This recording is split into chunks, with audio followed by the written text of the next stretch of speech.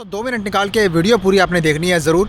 देखो, जो मेरे भाई बाहर आना चाहते हैं, ठीक है, सबसे पहले तो मैं आपको बता दूं यार, जो मेरे भाई कोई ब्याज पे पैसा लेकर कोई वर्क परमिट के लिए अप्लाई कर रहा है या फिर कोई स्टूडेंट वीज़े के लिए लोन लेकर अप्लाई कर रहा है, आज मैं आपको विस्तार से बताऊंगा कि आपको लोन लेकर बाहर आने का सबसे बड़ा नुकसान क्या हो सकता है। मैं सच्चाई बता रहा हूँ भाई, ये मैं रियलिटी बता रहा हूँ। कोई ऐसी मेरी कोई वीडियो में कोई स्क्रिप्ट नहीं होती, आपको मालूम है, कोई कहीं से कुछ पढ़ के नहीं बोल रहा हूँ मैं, ठीक है।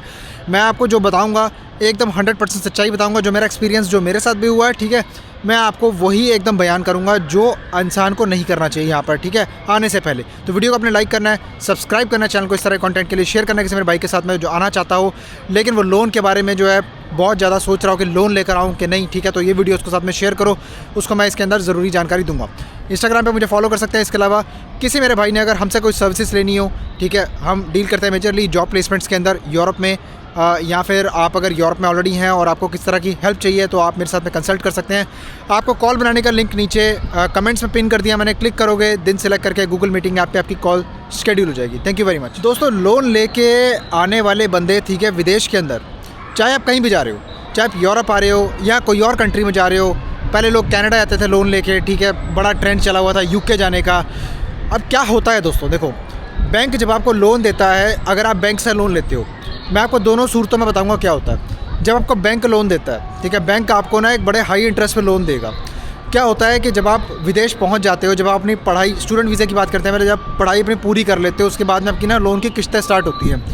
अब देखो, जो बंदा स्टूडेंट वीज़े पे जाता है, पहली चीज़ ये, ना तो वो ढंग से पढ़ पाता है, ना तो ढंग से काम कर पाता है। दोनों चीज़ें उसकी अटकी रह जाती हैं। क्योंकि देखो भाई, पढ़ने के ऊपर अगर आप जाते हो तो वो समझते हैं कि मेन टारगेट आपका पढ़ाई है, पीछे से आपका बैकग्राउंड आपका स्ट्रॉन्ग है, तो आप इसीलिए आए हो पढ़ने के लिए।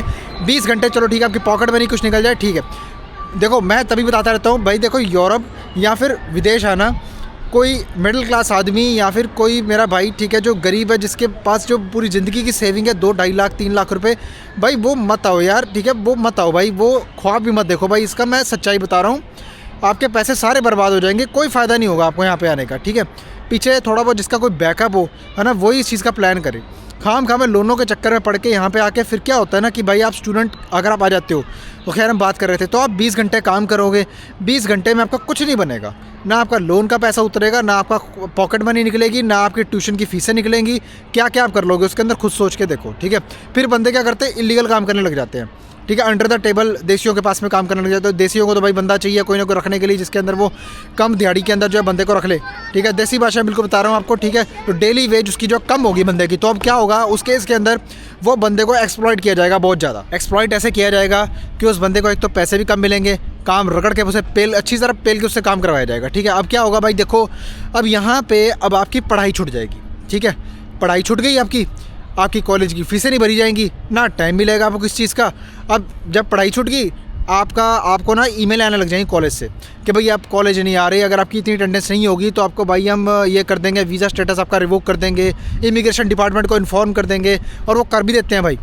उसके बाद क्या होता है, उसके बाद नतीजन आपका भाई जो वीज़ा है वो रिवोक हो जाता है, जिसके बिहाफ पे आपको जो है बेसिकली फिर डिपोर्टेशन के भी ऑर्डर आ सकते हैं, कोई अगर ऐसी कंट्री में हो, यूके वगैरह में, ठीक है, जर्मनी वगैरह में, फ्रांस में, तो ये कंट्रियाँ बहुत सकता है इस चीज़ को लेके भाई। हो सकता है कि दूसरी कंट्री में भी आपको, वो तो है नहीं कि पेपर आपको मिल जाएंगे, दूसरी कंट्री में भी इलीगल हो जाओगे, आपको फ़ायदा नहीं होगा उसका, ना इंडिया पाकिस्तान, ना कहीं कभी भी नहीं जा पाओगे आप।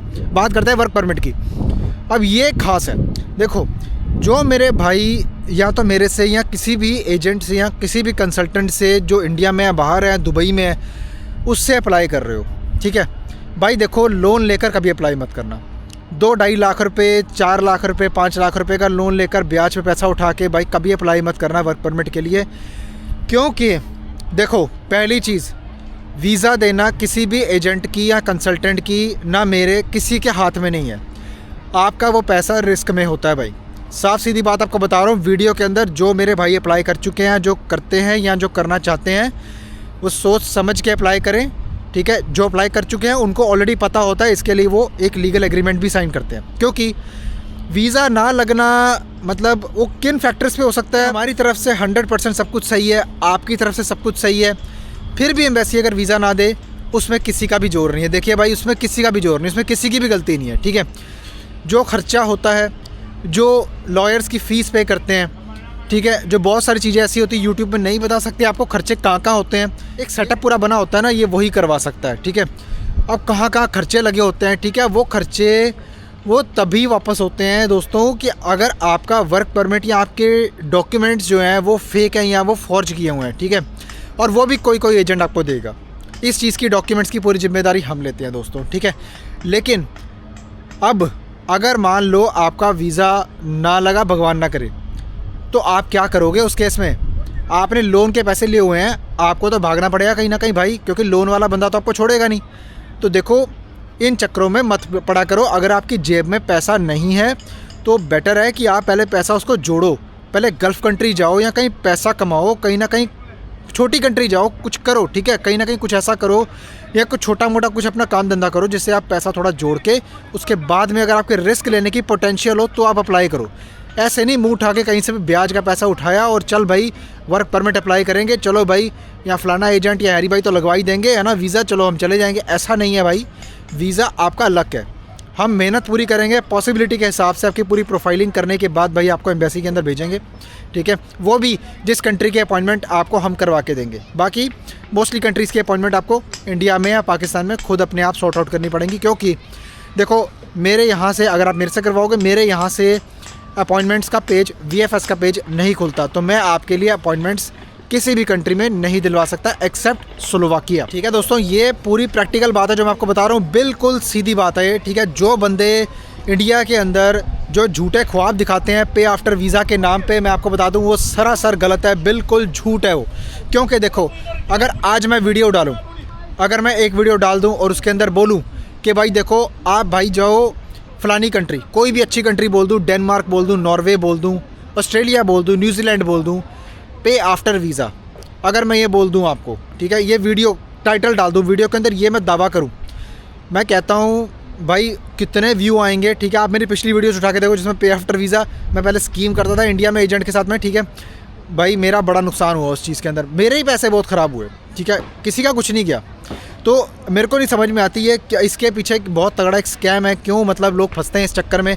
अगर मैं ऐसे लुभावने ऑफ़र डाल दूँ, जाहिर ही बात है कि मेरा चैनल भी एकदम बूस्ट हो जाएगा, मतलब गालियाँ ही पड़ेंगी, ठीक है, बिल्कुल सही बात है, क्योंकि जो लोग इन चीज़ के ऊपर वीडियो बनाते हैं उनको गालियाँ भी पड़ती हैं, क्योंकि बहुत समझदार जो लोग हैं उनको ऑलरेडी पता है कि पे आफ्टर वीज़ा जैसी कोई चीज़ नहीं होती है। हर चीज़ का पैसा लगता है, हर वर्क परमिट का पैसा लगता है, हर लॉयर की फ़ीस का पैसा लगता है, और हर चीज़ के पीछे, ठीक है, कुछ ना कुछ जो भी छोटा मोटा चार्ज होता है वो आपको देना ही पड़ेगा। कोई भी वर्क परमिट कोई ऐसी चीज़ नहीं है जो मैं अपने घर से लेके आऊँगा या जेब से आपको निकाल के मैं आपको कोरियर करवा दूँगा, जाओ भाई वीज़ा अप्लाई कर लो, ऐसा नहीं होता। ना ही मेरी खुद की कंपनी है जिससे मैं आपको जेन्युइनली अपनी कंपनी के अंदर हायर करके आपको जो है मैं सच में आप ही को हायर करना चाहता हूँ, क्योंकि आपके पास ये स्किल है, ठीक है। उस केस में, उस सूरत में ही जो है आपको वर्क परमिट जो है एब्सोल्युटली फ्री ऑफ कॉस्ट मिल सकता है। नहीं तो वर्क परमिट के जो बनाने में बेसिकली लॉयर्स की फ़ीस आती है, जो मिनिस्ट्री के खर्चे होते हैं, जो कोरियर चार्जेस होते हैं, वो सारा कुछ जो है एक कैंडिडेट को ही बियर करना पड़ता है, जो कि नॉन रिफंडेबल होता है, क्योंकि सारे डॉक्यूमेंट्स अगर सारे आपके दस्तावेज़ सही हैं तो रिफ़ंड की कोई गुंजाइश नहीं होती, मैं ऑलरेडी बता चुका हूँ। क्योंकि अगर हमें ही आगे से रिफ़ंड नहीं मिलेगा, अगर हम ही रिफ़ंड क्लेम नहीं कर पाएंगे, हम उससे फेल हो जाएंगे, तो हम आपको उस चीज़ की कोई भी गारंटी या कमिटमेंट नहीं दे सकते। इसीलिए दोस्तों मेरा पूरी वीडियो बनाने का मकसद यही था कि आप लोगों को ये बात समझ में आ जाए कि जो मेरा भाई लोन लेकर जाने की सोचता है ना वर्क परमिट के ऊपर, प्लीज़ यार ऐसा मत करो, ठीक है, ऐसा मत करो यार प्लीज़। मैं सबसे पहले बंदे से यही बात पूछता हूँ, आपके फैमिली का बैकग्राउंड क्या है, आप क्या काम करते हो, है ना, उसकी सिचुएशन के हिसाब से मैं समझा देता हूँ। मुझे लगता है कि उसका केस लेना चाहिए कि नहीं लेना चाहिए, क्योंकि मेरा मकसद वो नहीं है कि किसी गरीब का भाई, ठीक है, पैसा लेकर उसका, है ना, उसका जो है पूरा जीवन बर्बाद कर दो। नहीं भाई, हम पहले उसको बता देते हैं कि हाँ भाई ऐसी चीज़ है और ये चीज़ पॉसिबल है और ये चीज़ पॉसिबल नहीं है। बाकी दोस्तों वीडियो को आपने लाइक करना है, सब्सक्राइब करना है, चैनल को इस तरह कंटेंट के लिए शेयर करना। कोई मेरे भाई के साथ में जो लोन लेकर आना चाहता हो स्पेसिफिकली, उसके लिए मैं ये वीडियो बनाना चाहता था, ताकि उसको पता लगे कि भाई लोन लेकर आने का कोई फ़ायदा नहीं है, कोई ज़रूरत नहीं है, आपका पैसा कभी नहीं उतर सकता भाई, ठीक है। या आपको अपने पैसे पे ही आना चाहिए। It's like starting a business. जो बिज़नेस आपको जो है रिज़ल्ट देगा तकरीबन 2 से 3 साल के बाद में जाके थोड़ा बहुत आपको रिज़ल्ट आना शुरू होगा, तो आप जाके थोड़े बहुत सेटल होने शुरू होंगे। ऐसा नहीं हो सकता कि आप यहाँ पे आ जाओगे और आते ही आप एकदम से आते ही छा गए आप, ठीक है, आते ही आपने, है ना, यूरो डॉलर पाउंडों में भाई पैसे कमाना शुरू कर दिया। ऐसा नहीं होता भाई, ऐसा आज का ज़माना वो नहीं है। आजकल यार देखो, मैं कहता हूँ कि भाई कंट्री के अंदर आज कोई ना कोई मसले मसाइल चल रहे हैं, ठीक है। आप यहाँ पे आके आप कौन सा तीर मार लोगे, खुद बताओ। आपके पास में अगर वहाँ पे पैसे हैं, आपके पास कोई साधन है, कोई आपका कोई बढ़िया आपको कोई सरकारी नौकरी मिल रही है उधर, तो मैं कहता हूँ आप वो करो भाई, ठीक है। मैं कभी भी किसी को फोर्स नहीं करता कि भाई हाँ किसी कंसल्टेंट के पास जाओ या मेरे पास जाके भी अप्लाई करो, भाई यूरोप में ही आपकी जीना मरना है, यहीं पे आपकी ज़िंदगी बनेगी। नहीं भाई, ये आपका अपना मानना है, ये आपका अपना, मतलब जो मैंने आपको फैक्टर्स बताए हैं। जो बंदा तो पीछे बहुत ही मजबूर है, जो उसके पास में कुछ सेविंग्स हैं, ठीक है, सही है, उसको पता उसका अपना पैसा है, उसको एक बस चलो ठीक है, उसको एक बार चलो लगा के देखना कि भाई क्या होता है, ठीक है, वो बंदा खेल सकता है भाई, ठीक है। इस चीज़ के अंदर ऐसा नहीं है, क्योंकि देखो आज की डेट में लोग पैसा भी लगा रहे हैं, समय भी दे रहे हैं, फिर भी भाई बंदों के काम नहीं हो रहे। मैं बड़ा दुख होता है कई बार बंदों से सुनता हूँ ना, कोई बंदा गुजरात में कोई ठगा गया, कोई बंदा चंडीगढ़ में ठगा गया, चंडीगढ़ में भी इतने स्कैमर बैठे हुए हैं, ठीक है, आए दिन मुझको फ़ोन आते हैं भाई, ठीक है। तो आप लोग प्लीज़ ये देखो कि बस लोन मत लो यार, ठीक है, लोन के चक्कर मत पड़ो, वर्क परमिट के लिए लोन के चक्कर मत पड़ो, ठीक है। लोन लेकर आपको कोई और चीज़ अच्छी करनी है तो वो आप करो इंडिया के अंदर, जिसके अंदर आपको गारंटीड रिजल्ट्स मिलेंगे। आजकल देखो ज़माना वो नहीं रहा कि आप भाई देखो लोन लो और लोन लेके आप ये चीज़ करो आपकी हो ही जाएगी। ये पहले का टाइम नहीं है, ये दौर बड़ा मुश्किल जा रहा है इस टाइम पे। कंपटीशन वाला टाइम इतना ज़्यादा है इस टाइम पे कि आप कुछ भी चीज़ कर लो वो फेल ही होनी है। पता नहीं क्यों, पता नहीं ऐसा माहौल सा ऐसा बन गया, पता नहीं क्यों, ठीक है। तो इसलिए दोस्तों बिज़नेस के चक्कर में मत पड़ो, कुछ थोड़ा बहुत आप पैसा जोड़ो, गल्फ़ कंट्री में जाओ, थोड़ा अपॉर्चुनिटी वहाँ पे है अभी बची हुई है, काफ़ी लोग अच्छा भी कर रहे हैं वहाँ पर।